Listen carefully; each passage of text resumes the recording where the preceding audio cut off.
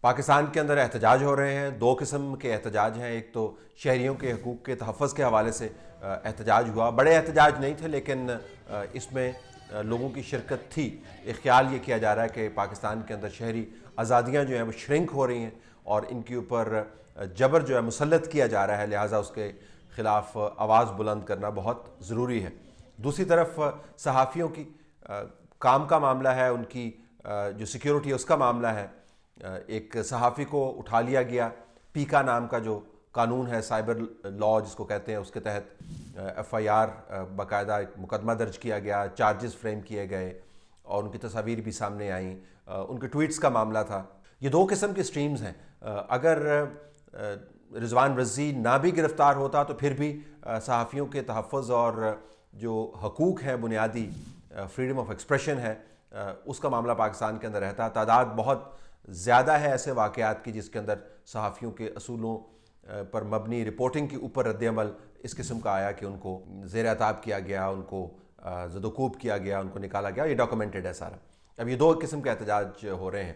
کسی نے ہم سے سوال کیا کل کہ ہمیں کیا کرنا چاہیے. بطور صحافی میرے خیال میں ہمیں اندازہ ہونا چاہیے کہ جو سوشل میڈیا کے پلیٹ فارمز ہیں اس کے اوپر بھی ہمیں اسی تدبر اور اسی اصول پسندی کا مظاہرہ کرنا چاہیے جس کے تحت ہم باقی اپنا کام کرتے ہیں. ہمیں یہ دیکھنا ہوگا کہ کیا ہمارے ٹویٹس اور ہماری فیس بک کی جو پوسٹ ہیں یا انسٹاگرام کے اوپر جو ہم پوسٹ کر رہے ہیں اس کے اندر نفرت کا عنصر کہیں حاوی تو نہیں ہے, اس کے اندر خام خواہ کا جو آگ لگانے کا عنصر ہے کہیں وہ حاوی تو نہیں ہے, اس کے اندر معلومات کتنی ہے, اس کے اندر رائے کتنی ہے اور رائے جو ہے معلومات کے اندر گراؤنڈڈ ہے یا نہیں ہے. تو وہ تمام ایڈیٹوریل ججمنٹس بطور صحافی جو ہم اچھی سٹوری کے لیے, اچھے پروگرام کے لیے, اچھے آرٹیکل کے لیے ایکسرسائز کرتے ہیں, ہمیں اپنے سوشل میڈیا کے اوپر بھی ایکسرسائز کرنے کی ضرورت ہے, کیونکہ یہ ایک میڈیم ہے, ایک پلیٹ فارم ہے جس کے ذریعے ہم نے اپنی رائے کا اور معلومات کا اظہار کرنا ہے. اور اس کو ہم گھر کی باندھی کے طور پر استعمال نہیں کر سکتے کہ جس کام پر چاہیں اس کو لگا دے, اس کی پوچھ پرتیت نہ ہو. تو ایک تو حالات کے پیش نظر ہمیں اپنی جو سوشل میڈیا کی ایکٹیویٹی ہے اس کو صحافت کے جو مروجہ اصول ہیں اس کے دائرے کے اندر رکھنے کی بہت ضرورت ہے. سوال یہ پیدا ہوتا ہے کہ اگر آپ یہ کریں گے تو کیا آپ کی بچت ہو جائے گی؟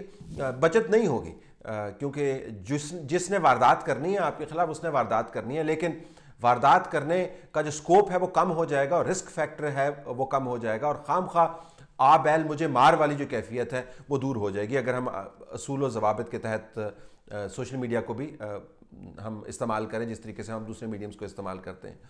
اب یہ جو قانون ہے جس کے تحت یہ سارا کام ہو رہا ہے, جب یہ قانون بن رہا تھا آپ کو یاد ہے اس وقت انوشا رحمان صاحبہ کسی کو بات کرنے کا موقع نہیں فراہم کرتی تھیں اور ڈیبیٹ نہیں کرنے دیتی تھی, کہتی کہ بہترین قانون ہے. اور بہت سے لوگ یہ کہہ رہے تھے کہ بہترین قانون نہیں ہے, اس کے اندر سکم ہے اور یہ سکم لوگوں کی جان کو آئیں گے, اور وہی ہو رہا ہے. اسی قانون کو استعمال کیا جا رہا ہے اور گردنیں ناپی جا رہی ہیں لوگوں کی, صرف اس وجہ سے بعض جگہوں پر تو مذاق خیز قسم کے الزامات لگائے جاتے ہیں کہ وہ تنقید کر رہے ہیں اور ہم تنقید کو برداشت نہیں کرتے. یہ قانون شہریوں کے تحفظ کے لیے بنایا گیا تھا لیکن کسی شہری کو تحفظ میسر نہیں ہے. ذاتی مثالیں میں عموماً کوٹ نہیں کرتا لیکن دو ریلیونٹ ہے, آج کے پروگرام میں بھی کروں گا اور کل کے پروگرام کے اندر بھی میں سوچ رہا ہوں کہ ایک ایگزامپل کوٹ کروں. ایف آئی اے کے سامنے میں سوشل میڈیا کے اوپر ہونے والی بدترین تنقید اور الزامات اور کردار کشی کے میں دو کیسز لے کے گیا, باقاعدہ درخواستیں دیں, وہیں کے وہیں پڑے ہوئے ہیں وہ کیسز, کوئی اس کے اوپر پیش رفت نہیں ہوئی ہے. ویب سائٹس جن سے یہ مواد آگے جاتا ہے ایف آئی اے والے ہمیں کہتے ہیں جی ہمارے پر جلتے ہیں, ہم اس کے اوپر کام نہیں کر سکتے. تو شہری تحفظ تو بالکل بھی مہیا نہیں ہے اس قانون کے تحت, لیکن اداروں کو تحفظ مہیا کرنے کی ایک جو ہے وہ راہداری بنائی گئی ہے, اس راہداری کو بے دریغ استعمال کیا جا رہا ہے.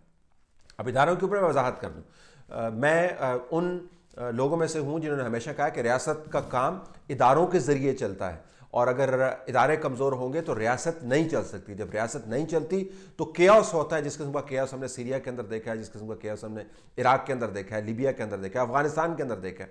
تو ریاستی ادارے جو ہیں وہ سیاسی ادارے ہیں, وہ انتظامی ادارے ہیں, وہ دفاعی ادارے ہیں, وہ بنیاد ہیں اس کانٹریکٹ کی جو شہریوں نے ریاست کے ساتھ کیا ہوتا ہے. اگر آپ اداروں کو کمزور کریں گے تو آپ اپنی آزادیوں کے اوپر بہت بڑی جنگ مسلط کر رہے ہیں. تو اداروں کو تو تنقید کا نشانہ کلی طور پر نہیں بنانا چاہیے. پارلیمان کو کلی طور پر آپ برا بھلا اور گندا نہیں کہہ سکتے. اگر آپ فورتھ اسٹیٹ کی بات کرتے ہیں جو کہ ریاستی ادارہ نہیں ہے لیکن جمہوری ایک ادارہ ہے میڈیا کی، تو کلی طور پر آپ میڈیا کے اوپر تانا نہیں مسلط کر سکتے. آپ دفاعی اداروں کو بطور ادارے تنقید کا نشانہ نہیں بنا سکتے، انٹیلیجنس ایجنسیز کو بطور ادارے تنقید کا نشانہ نہیں بنا سکتے. تو ہمیں احتیاط برتنی ہے. لیکن دوسری طرف ہمیں یہ بھی دیکھنا ہے کہ چاہے وہ جمہوری ادارے ہوں یا انتظامی ادارے ہوں یا دفاعی ادارے ہوں یا میڈیا بطور ادارہ ہو، تو کیا ان کے اندر جو لوگ اعلیٰ عہدوں پر فائز ہیں ان کے اپنے کردار کی وجہ سے ان اداروں کی کتنی تضحیق ہوتی ہے؟ کیا ہم نے اس کے اوپر کبھی سوچا؟ کیا عدلیہ کے فیصلے جن ججز نے کیے ہیں، تاریخ اٹھا کے دیکھ لیں اور حالیہ دنوں تک آپ آ جائیں، ان فیصلوں کی وجہ سے، اس کنڈکٹ کی وجہ سے عدلیہ کس بری طریقے سے متاثر ہوئی ہے، اس کا ٹرسٹ ڈیفیسٹ کتنا بڑا ہے لوگوں کے ساتھ. تو میں نے آپ سے کہا تھا کہ 4-5 ایم پی ایس کو تو میں ویسے ہی ریزائن کروا دوں گا. ٹھیک ہے جی. پارلیمان کے اندر جس قسم کے لوگ حرکتیں کرتے ہیں اس سے پارلیمان کا وقار کتنا مجروح ہوتا ہے.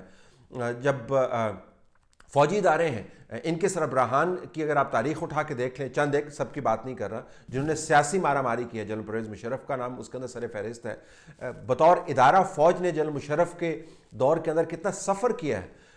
اور انٹیلیجنس کے اداروں کا بھی آپ اٹھا کے دیکھ لیں. ابھی اصغر خان کا کیس آپ کے سامنے ہے، یہ کورٹ کے اندر موجود ہے.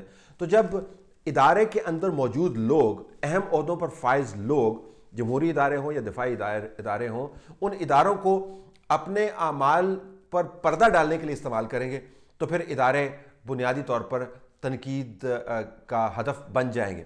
تو اداروں کو خود بھی سوچنا ہے کہ کیا اداروں کی جو وقار ہے اور تکریم ہے وہ صرف اسی حد تک ہے کہ لوگ ان کی تعریف کریں، یا ان کو ان لوگوں پر بھی اصول لاگو کرنے ہیں جو لوگ ان اداروں کے ساتھ منسلک ہیں اور اہم عہدوں پر فائز ہیں. اگر اداروں کو استعمال کیا جاتا رہا شخصی اعمال کے اوپر پردہ ڈالنے کے لیے تو یہ تفریق بہت مشکل ہو جائے گی عام لوگوں کے لیے کہ ادارے کی عزت و تکریم کی حد کون سی ہے اور ذاتی مفادات کی حد کون سی ہے. تو جب آپ ذاتی مفادات کو علیحدہ کریں گے تو ادارے کی تکریم از خود بڑھ جائے گی.